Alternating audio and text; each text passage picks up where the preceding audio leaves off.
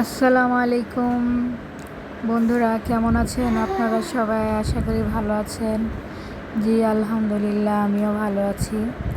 দেখুন, আমি পাঙ্গাস মাছ রান্না করব, শুকনা পেঁয়াজ দিয়ে ভুনা করব আর কি। আপনারা কে কে পাঙ্গাস মাছ শুকনা ভুনা পছন্দ করেন অবশ্যই জানাবেন। দেখুন, এই পাঙ্গাস মাছ আমার ছোট মেয়ে মেহানির অনেক পছন্দ, তাই ওর জন্য শুকনা ভুনা করতেছি। পাঙ্গাস মাছ বাচ্চাদের জন্য খুবই ভালো, এটার মধ্যে কোনো কাঁটা থাকে না বেশি, বাস মাঝখানের কাঁটাটাই।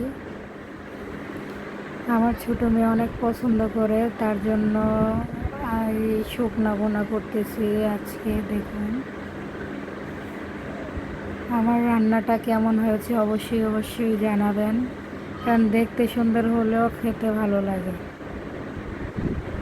অবশ্যই আমার চ্যানেলটিকে সাবস্ক্রাইব করবেন, নূরের আম্মু ইউটিউব চ্যানেল।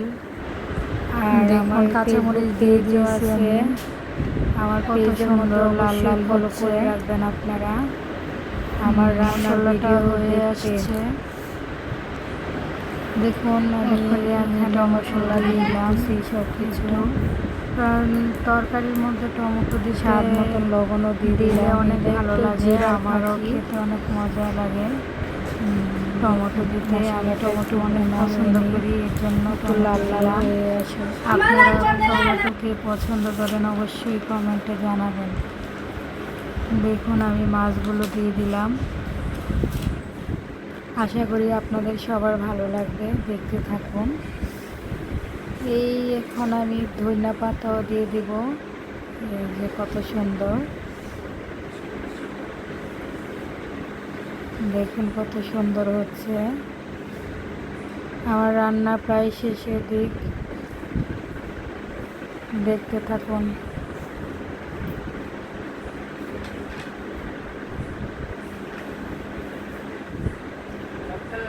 কত সুন্দর হয়েছে দেখুন আপনারা। কার কার ভালো লাগে অবশ্যই কমেন্টে জানাবেন আমাকে।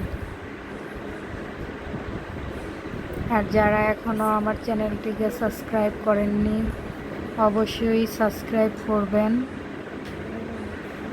আলহামদুলিল্লাহ, মাশাআল্লাহ, দেখুন কত সুন্দর।